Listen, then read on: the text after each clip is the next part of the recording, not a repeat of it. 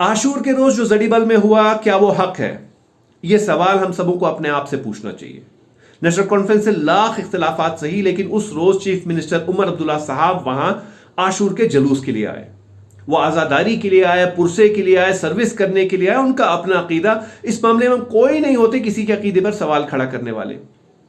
और फिर इसी अगर आशूर से मुंसलिक, वाक़या करबला से मुंसलिक उमर अब्दुल्ला साहब की ज़बान पे हज़रत इमाम हुसैन अलैहिस्सलाम की जगह मौला अली अलैहिस्सलाम का नाम आया या उनने लिया, तो क्या गलत लिया?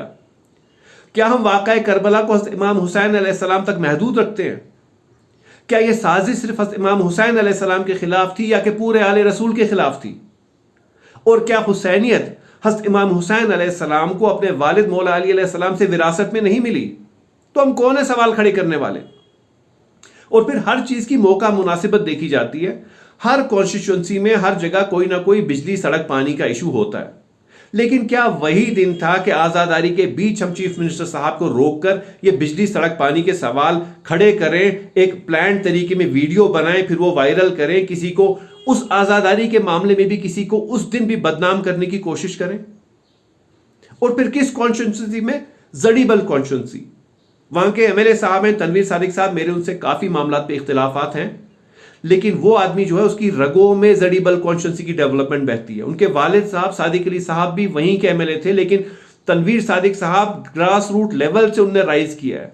वो आदमी श्रीनगर म्युनिसिपल कॉर्पोरेशन का यंगेस्ट काउंसलर था जड़ीबल कॉन्स्टिट्यूंसी से, और आज राइज करके एमएलए बना। और मैं कहता हूं जितना बैक बोरो स्टील पॉसिबल है ना, वो आदमी कर रहा है और वहां डेवलपमेंट की कोशिश कर रहा है अपनी कॉन्स्टिट्यूंसी में।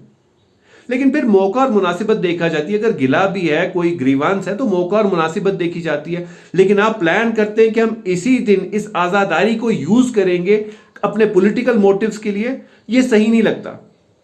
मैं सहाफ़ी और बतौर सहाफ़ी नेशनल कॉन्फ्रेंस की मैं क्रिटिकल असेसमेंट करता था, करता हूं और इंशाल्लाह करता रहूंगा, क्योंकि यह मेरे पेशे का हिस्सा है।